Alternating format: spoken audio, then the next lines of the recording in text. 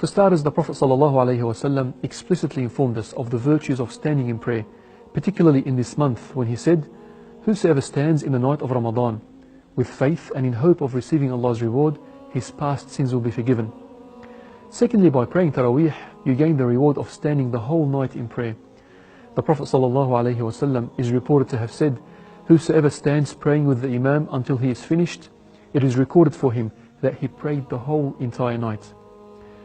Another point to note is that your extra voluntary prayers will make up for all the shortcomings in your obligatory prayers.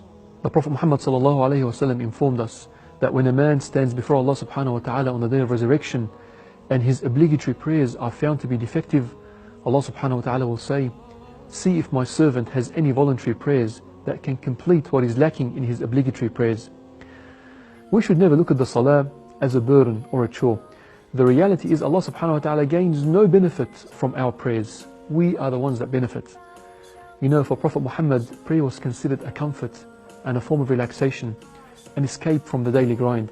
He used to tell Bilal the mu'adhin, "Arihna biha ya Bilal," call for the prayer so that we can pray and feel at ease. Lastly, the reality is that our prayers are the most important aspect of our lives. And this is exactly how the Prophet and the companions understood it.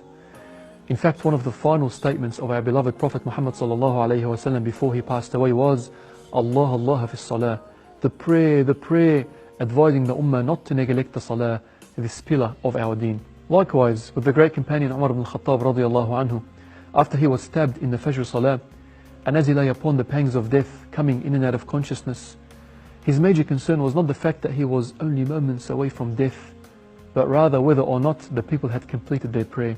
He would say, "Asalla an-nas, have people completed their prayer?" My dear brothers and sisters, I hope these quick examples illustrate the importance of our prayers, not only in this month, but throughout our entire lives. May Allah subhanahu wa ta'ala grant us perfection in our prayers and grant us the strength to perform our prayers in a manner pleasing to Him. Assalamu alaikum wa rahmatullahi wa barakatuh.